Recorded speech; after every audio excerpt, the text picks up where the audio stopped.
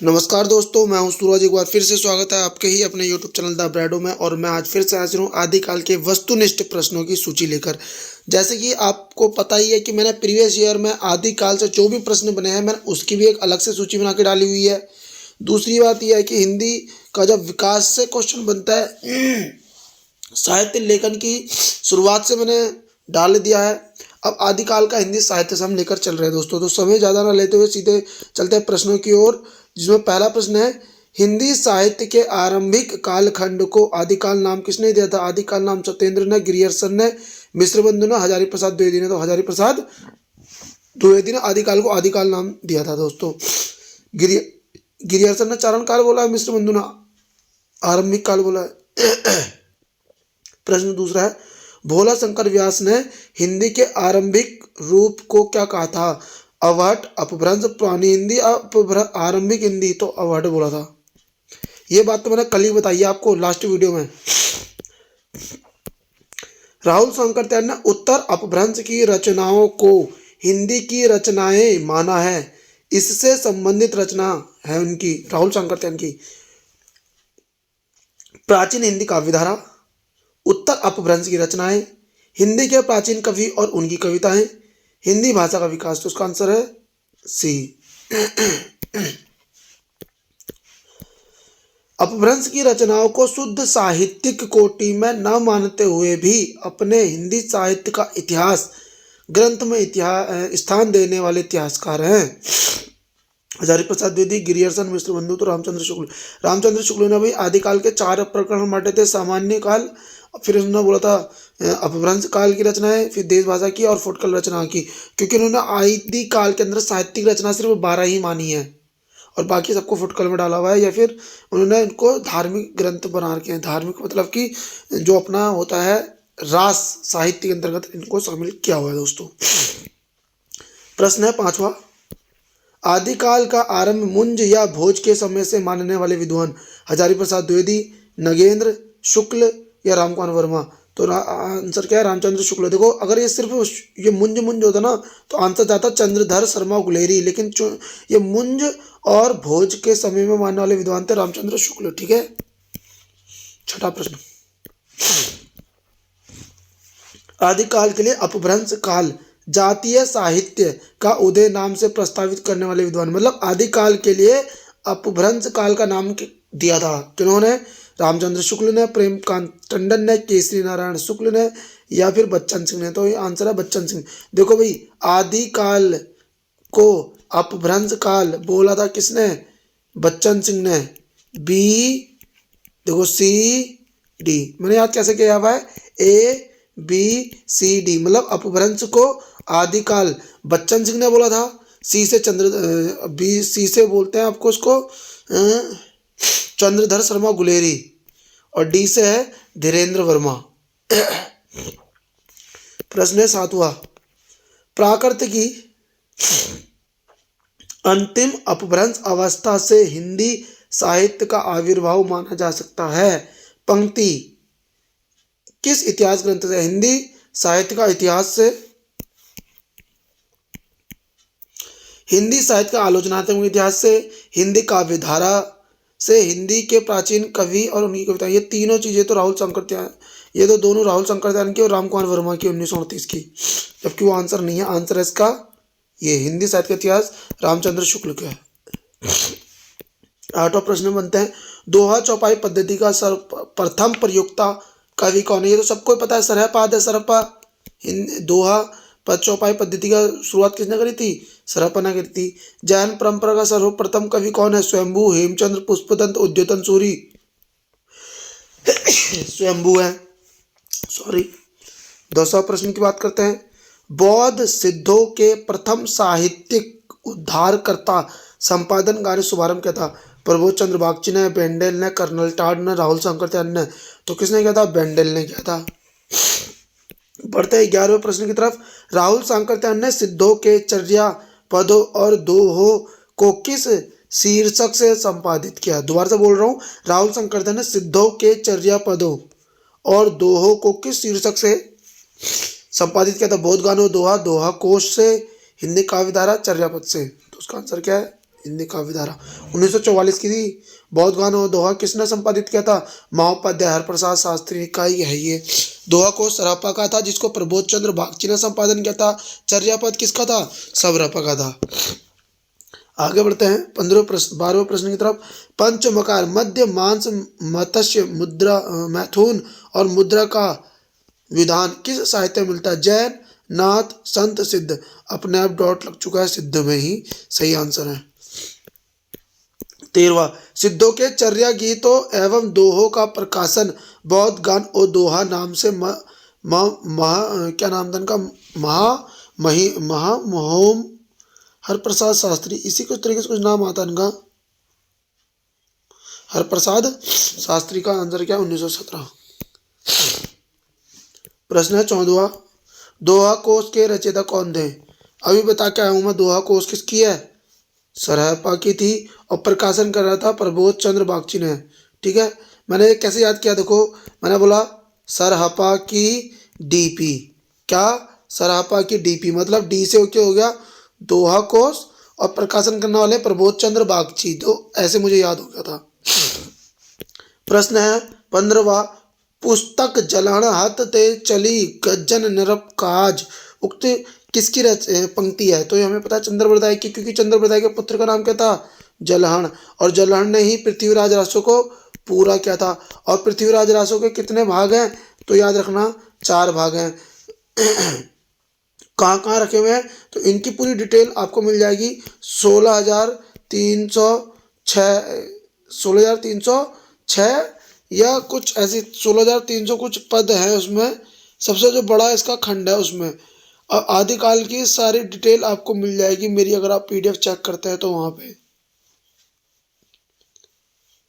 16,300 कुछ पद हैं इसमें।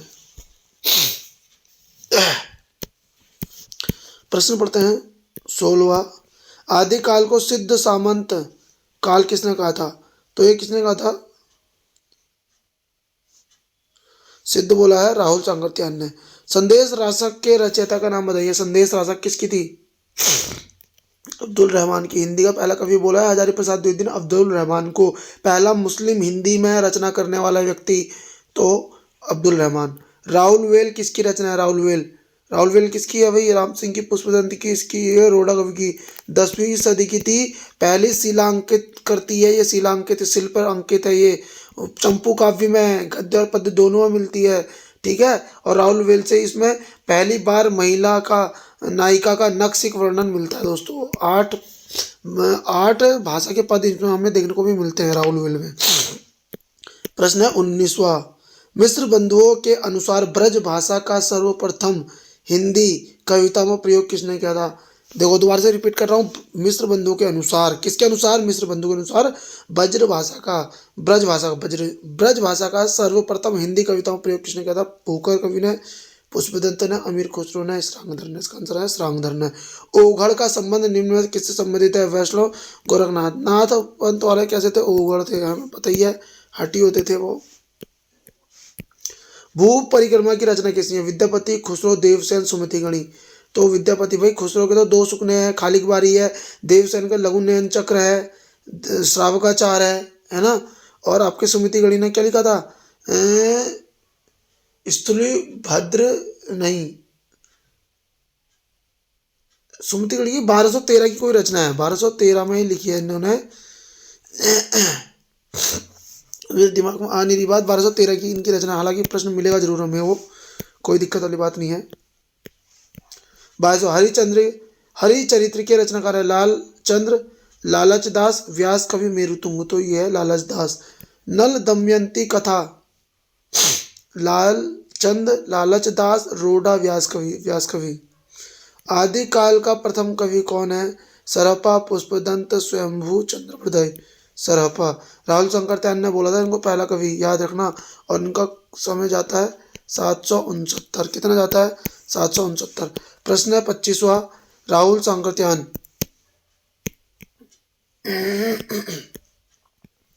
राहुल सांकृत्यायन ने हिंदी का प्रथम कवि किसे माना है? अभी बता क्या है? सरहपा को। राम कुमार वर्मा ने बोला था स्वयंभू को। प्रश्न है 26वां। शुक्ल ने देश भाषा काव्य की पुस्तकों की संख्या कितनी बोली है?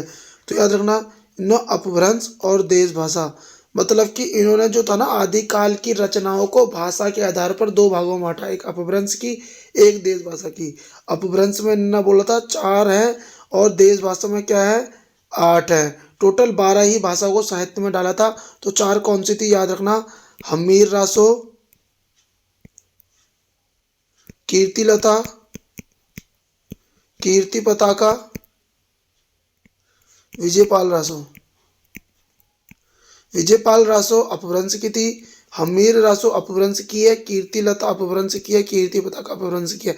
बाकी जो भी बचेगी सब देश भाषा की है। और रचना कितनी है देश भाषा के अंतर्गत, 8।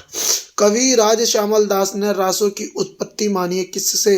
रहस्य अनुभूति से, रहस्य से, रासक से, रसायन से। तो रहस्य से। काशी प्रसाद जायसवाल ने रासों की उत्पत्ति मानी है किससे? रास से, रासों से, रहस्य से, रासक से। तो रहस्य। अब मैंने ये क्यों मिटाया नहीं, देखो इधर, कवि राज श्यामल दास और काशी प्रसाद जायसवाल, इन दोनों ने रासों की उत्पत्ति रहस्य से मानी है। वहीं पे देखो प्रश्न है, नरोत्तम स्वामी के अनुसार रासा की उत्पत्ति किससे हुई है? तो देखो इसमें जो आंसर दिया हुआ है इन्होंने रसिक डाला है, जबकि रसिक नहीं है, इसका आंसर है रासक।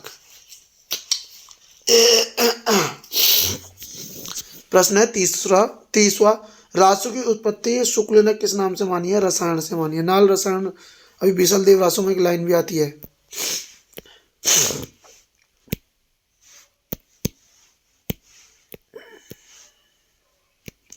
नेमिनाथ रास किसकी रचना है? नेमिनाथ रास सुमति गणी आ गया। देखो भाई नेमिनाथ रास, अभी हम यहीं पर पढ़ रहे थे सुमति गणी के बारे में। तो 1213 की रचना थी ये नेमिनाथ रास। अगला प्रश्न है, दवंगे पुराण रचनाकार कौन है? दवंगे पुराण के रचनाकार राजशेखर, भटकेदार, श्रीधर, भीमकवि। तो इसका आंसर क्या है? भीम कवि। दवंगे पुराण किसकी रचना है? भीम कवि की। योगचर्या किसकी रचना है? देखो भाई योगचर्या, देखो एक याद रखना, तुम्हें याद रखना, डोम्बीपा की याद, क्या बोलेंगे? डोम्बीपा की याद आ रही है। डोम्बीपा याद किसकी आ रही है? डोम्बीपा की। तो देखो याद से होता है योगचर्या, अक्षर दी को उपदेश, डोम्बी गीतिका। देखो योगचर्या, अक्षर दी को उपदेश और डोम्बी गीतिका। तो देखो योगचर्या, अक्षर दी को उपदेश, डोम्बी गीतिका। तो योगचर्या किसकी रचना है? डोम्बीपा की। अगर ये पॉइंट फैक्ट आपको अच्छा लग रहा है, ये ट्रिक अच्छी लग रही है, तो प्लीज वीडियो को लाइक कर देना, कर ही सकते हो लाइक। 34वां, स्वयंभू लिखित रचना कौन सी है? महापुराण, पौमचर्यु, पदावली, भविष्य कथा। महापुराण पुष्पदंत की है, पदावली विद्यापति की है, भविष्य कथा किसकी है? भविष्य कथा किसकी थी? 10वीं सदी में लिखी है ये, अपभ्रंश की पहली थी ये। भविष्य कथा किसकी है? अब्दुल नहीं, मुझे अभी दिमाग से आने लगा, लेकिन 10वीं सदी की रचना है भविष्य कथा। भविष्य कथा किसकी थी? नहीं, दिमाग पर नहीं आ रहा मेरे भी। 35वां प्रश्न देखते हैं, आलाखंड के रचयिता है? आलाखंड, ये तो हमें सबको पता है, परमाल रासों का नाम क्या था? आलाखंड था। और आलाखंड किसने लिखी है? जगनीक ने लिखी है।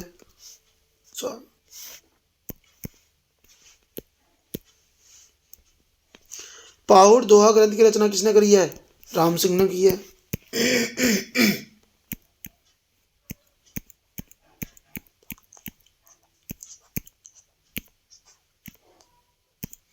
तो ये पीडीएफ खुल नहीं रही है दोस्तों, तो हम 36 में इस वीडियो को रोकते हैं।